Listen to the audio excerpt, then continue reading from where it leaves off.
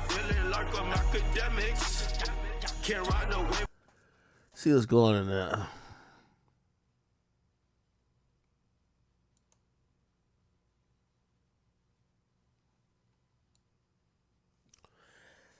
Sexyy Red is denying that her tour is on the verge of being canceled to low ticket sales. They plain dirty paying pages spreading fakes news to discourage my fans from buying tickets. So I did my touring deal with a black promoter, own company, AG Entertainment. If y'all watch me, y'all remember that name? Okay. And now they playing dirty with pages spreading fake news to discourage my fans from buying tickets. All right, cool. This is how they do when you try to go with an independent promoter and the bigger companies try to sabotage you. We not canceling shit. Art of Dialogue says Sexyy Red tour is reportedly on the verge of being canceled. Only 37.11% of the tickets have been sold. It says my fans are buying tickets. We're doing fine. We're not canceling this tour. And this is what touring data says. This came from touring data, so this is accurate. So pretty much about 40% of her tickets have been sold out. Okay. Now, let me explain another thing. And this is why when I try to have music conversation with y'all, I keep saying we're nuanced. This is half of the music business. Hey, if y'all ever want to get into the music business, or if y'all ever want to benefit or do ancillary business that has to do with the music business, you should just understand this main principle. This is what I was saying about the bots. Yes, Drake and Kendrick are the biggest thing in the world, but these ideas that I'm talking about are bigger than them. The music business is, you're going to see the same thing happen over and over and over and over and over again. All right? What's happening here, let me give you an explanation. So Sexyy Red announced a tour. Now, let me tell you from what I've known, and I haven't really even done usually I do my little call around to the industry and get more info, but I already know what this is. So Sexyy Red has had a very alternative career. Let me explain to y'all. Sexyy Red, you see, what label is Sexyy Red on? Let's figure this out. Sexyy Red, well, it says Gamma. I didn't know she was on Gamma. Okay. All right. She was independent for a while, right? She was independent for a while. Now we hear she's on Gamma. All right, cool. Now, let me break down a few things. Sexyy Red came out the gate and didn't want to be like the regular artist. She didn't want to sign to the big major. She didn't want that. Also, what helped her is that she had organic, remember when Pound Town dropped? She had an organic, by the way, I think one of these labels is owned by Take Heath. Maybe it's Open Shift. So I think Take Heath got some type of, let me check. Shift record label. No, I said, is that a distro? Yeah, never mind. That's a distro. That's a dis. No, it's not a distro. Oh, it is a distro. I think Take Heath got some percentage on her though, regardless. Anyway, let me make my point. Here's the point I'm making. So follow me here. Sexyy Red, and I'm gonna use another artist too. Sexyy Red is kind of like Central C. Central C. Let me tell you the thing about Central C.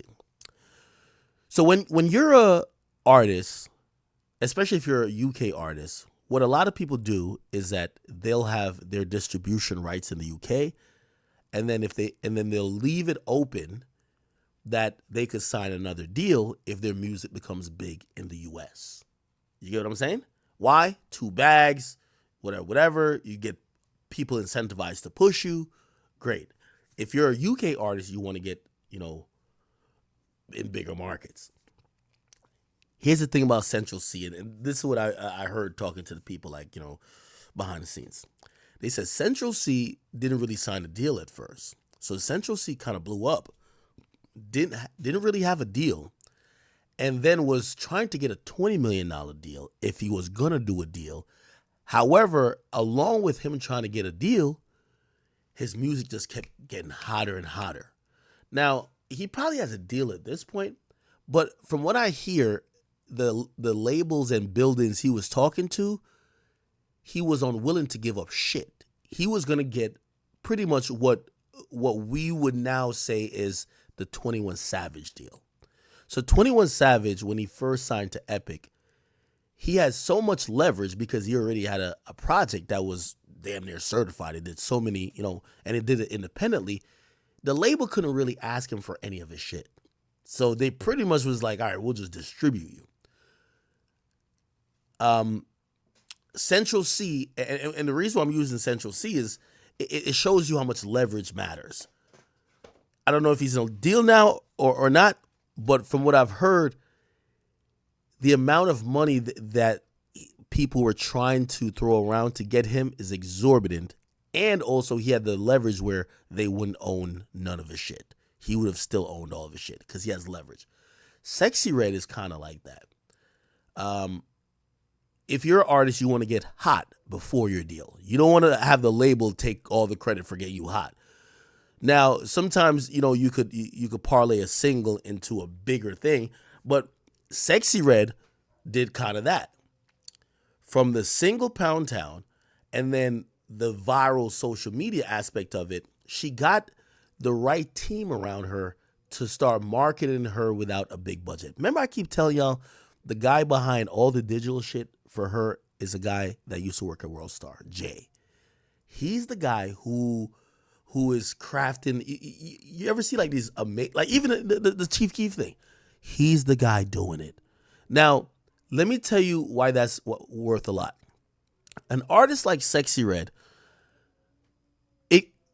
when it comes to digital marketing, it could be over and up to $1 million or millions of dollars to try to keep that brand, constantly growing, keep marketing it, this, that, and third. Sexyy Red, like a 6ix9ine, has gotten it for marginal amount of the price, almost damn near nothing. She knows how to manipulate social media and media outlets to post her for free. So again, she's someone came in the game, has some association with the biggest artist in the world, Drake. Didn't really sign like some crazy deal yet, and also use the internet to fuel her shit so crazy. Now, I know you're probably saying, Ak, what the fuck what you're saying got to do with this?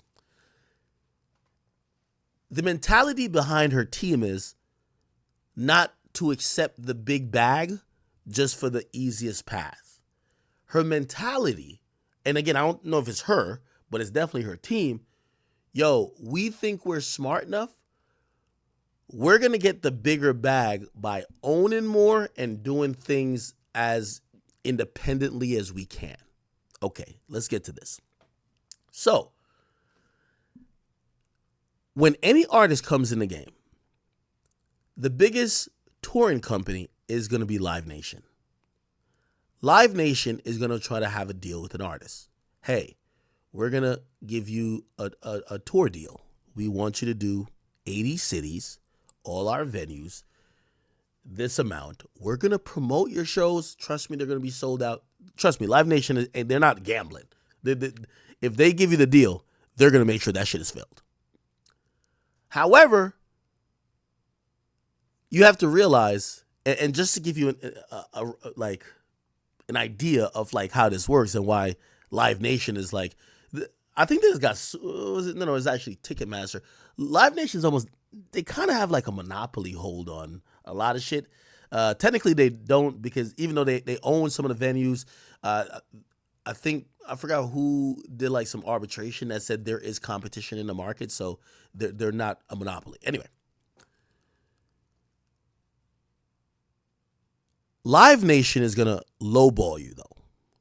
They're gonna, I don't know, Sexyy Red should at least be getting 100 to 150,000 for a show. Now, Live Nation might say, we're giving you 80. Now, keep in mind, when you're a Live Nation, you can say that. Not only we're going to give you 80, We own the door. We own the liquor. We own the concession stands.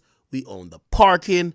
We own everything with it. So we're probably making a nice 8x off of what what we're paying you. We're making 8x of that. And we're playing with house money. We can't lose. We just can't lose. Now, what a lot of artists, especially if they feel like they have a close team around them, is doing, they're listening to other promoters. So we talked about this company before, AG Entertainment. They're coming with bigger bags. Hey, how much Live Nation giving you? Oh, 80? Yo, we're going to give you 170 per show. Or 150, whatever, right? Most artists are going to turn it down because you don't want to say no to Live Nation, right? When you say no to Live Nation, wait, what are y'all talking about? When you say no to Live Nation, it's like you're saying no to the machine. So people, a lot of people just want to be on the Ferris wheel and just want to be in the game more than they want to change the game or own their shit. Like, if you ever wonder why some of these guys don't go independent, like it takes a lot. Anyway, long story short, Live Nation is beefing with AG Entertainment. Anytime they go for a bidding war on an artist that picks AG Entertainment, you always see slanderous shit. For example, when Lil Baby went with AG Entertainment and did a show, again, reportedly, actually not even reportedly, I got the real numbers because I talked to them niggas. They gave Baby $1 million per show. Live Nation wouldn't give him more than $250,000. No, $750,000. If you an artist, a lot of artists are going to say, well, I'm going to rather go with a bigger company. They're going to do all the promotion. I want to get in bed with them because also when you're cool with Live Nation, they're just going to add you on to, it's just mad money. Like so even if you're like, well, I'm taking less than I feel like I deserve, they're going to add you on to different shows for certain festivals that, they're partners. And I think they're a partner with like Rolling Loud. Like you're automatically going to be in that. But some artists are like, nah, I'm going to go a different route. They're not going to like that. They didn't like it when Lil Baby did it. By the way, even though I take credit, I'll take a lot of credit for clowning the shit out of Baby after he dissed me. Part of the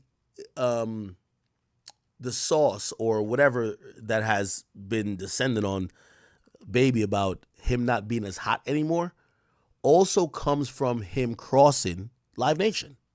Trust me. This is what you as a fan, and I would imagine if you watch my streams, I want smart fans. I want smart audience people.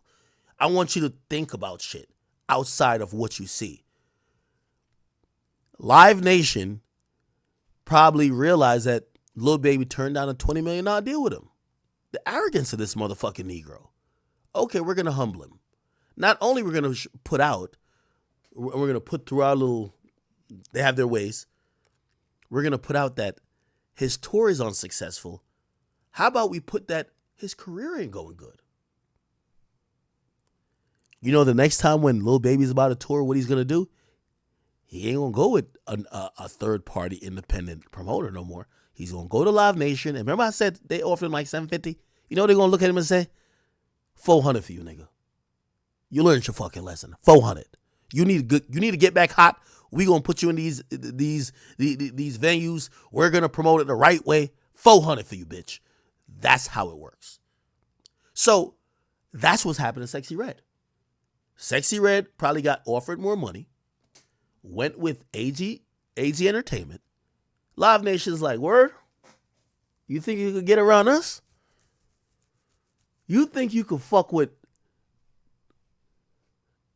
You think you could still cop from this block and it's not mine?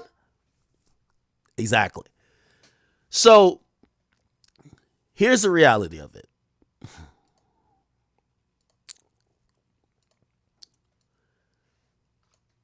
And let me break down touring slightly. Artists like Sexyy Red, Moneybagg Yo, they aren't huge ticket sellers on pre-sales and shit like that. Who's Sexyy Red's audience? Ratchet bitches, baby mamas, whores, degenerates. When you see 40% sold, these are pre-sold tickets. For every artist, other than the ones who have sold out shows, like every show is sold out, they usually expect about 30 to 35% of their tickets to be sold at the gate. You know why?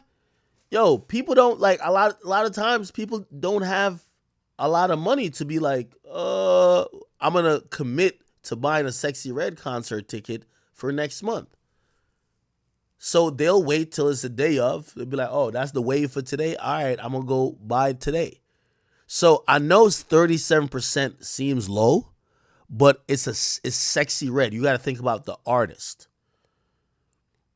It's the same thing with a Dirk. You're gonna have walk-ups. That's gonna take up for a lot of percentage.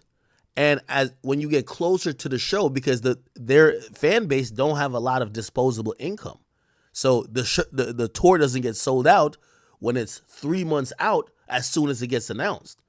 Yeah, the shows kind of get sold out when, oh, she about to be in town this week. All right, people now start buying. So again, I agree with Sexyy Red. I don't think her tour is going to be a failure.